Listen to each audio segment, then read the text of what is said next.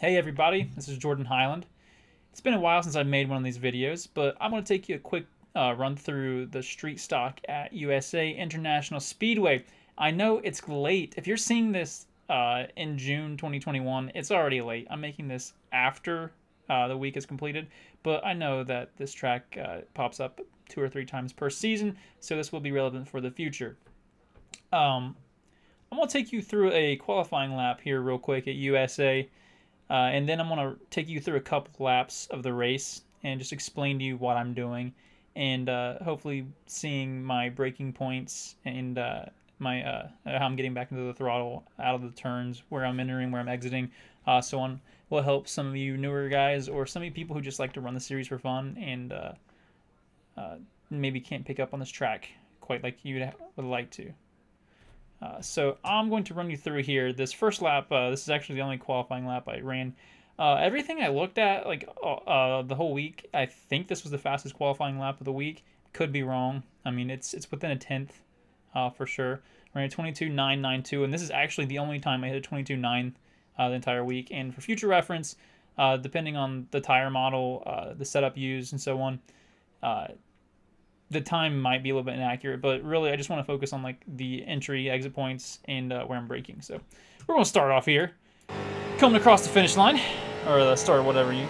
And right here you will see. Okay, so I'm looking at this. Traffic light here on the right, and I'm just kind of feeling it. Like when I get about 50 feet before it, I start turning in. And you see the way I turn in here. I come down just to the left sides, hit the yellow line. You don't want to go under it, because once you hit the apron, the car kind of shifts, you lose grip, and the back end's going to try to come around on you. So you want the left sides to hit the yellow line, but you don't want to go under, because as soon as you go under, you're going to lose time. Promise you. I've tried it. I've made the mistake. So let's go through this one more time here. I'm going to come in, I'm going to go straight to the bottom, but not too far to the bottom, of course. And then you're going to let it ride coming out. And you're going to try to let it just come up and sit against the wall. And if you get into the throttle at the right point here, I'm going to go through it one more time so you can see where I'm getting back into the throttle. But if you get into the throttle at the right point, you're going to get maximum speed coming out of the turn, and you're also not going to push yourself against the wall. So I think, yeah, like right here, right about in the middle of the turn, you're going to see up here the USA Speedway.com sign, or logo, whatever. Right before I hit that, actually probably right when I hit that is when I'm getting back into the throttle.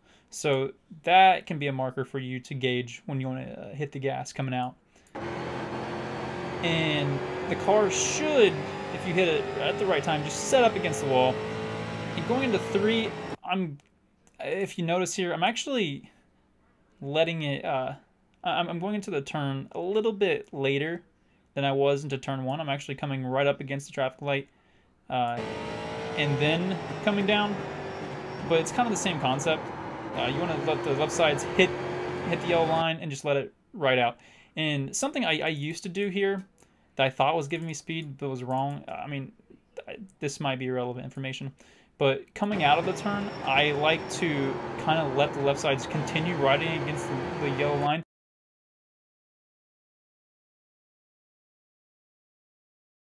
And you can feel the car shift. You can feel the back end come out, and it feels like you're getting more speed because you're going straight down the straightaway.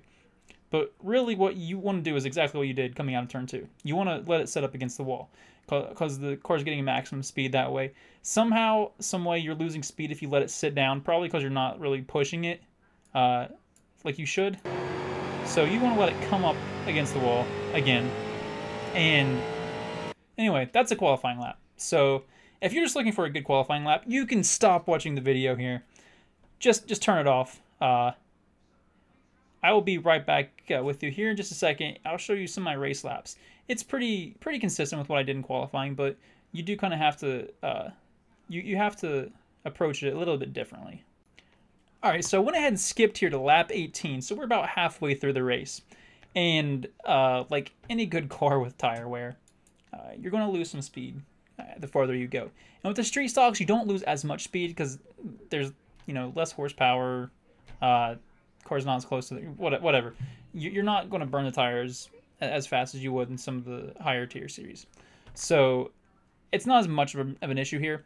but it is worth recognizing that you should and probably will naturally change your line the farther you go along in a run here.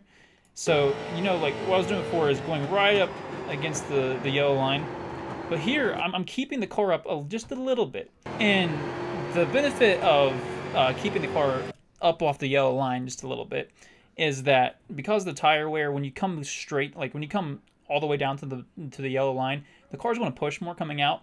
But when you don't pull the car all the way down to the yellow line, you have more of an arc. So as you're exiting the turn, you are able to get the car a little bit straighter to match the straightaway. Whereas if you were coming out of the turn from the bottom, from the very bottom of the track, your car is going to be kind of pointed towards the wall. So if this is the wall, you're coming out of the turn from the bottom like this. Whereas if you arc it from the middle of the track, you're going to be more like this. So you won't have to worry about the car pushing as much. You know, if I was going to the bottom of the track here, I'm probably going to have to worry about the car pushing up and smacking the wall. Whereas if I'm right in the middle of the track, that's not so much of an issue. So I'll go through this one more time here just so you can see it. I'm still not pushing the car very far up the track, but I'm not focusing on keeping it on the yellow line. And the farther along we get here, you know, we skip forward to lap 30. I actually can't remember this race. This was a couple days ago. So I'm just going to guess here on lap 29 going to 30, I think. I'm keeping the car up the track just a little bit. So yeah, you can see here, I'm not trying to pull the car down to the yellow line. And I think, yeah, this actually, I distinctly remember this. The car did push a little bit, and you can hear the tires squealing. If my voice wasn't too loud, of course. You can hear the tires squealing, and the car is pushing up a little bit. I had to lift out of the throttle. And that actually perfectly illustrated what I was talking about with the tires wearing and having to pull the car up the track a little bit. All right, so now that I ran you through the qualifying lap and a couple of my race laps, I'm going to just let you watch each without interrupting. I'm going to start the qualifying lap here in turn 3 so you can see what I do to get a little more of a run coming to the start-finish line, but other than that, I'm just going to let you watch.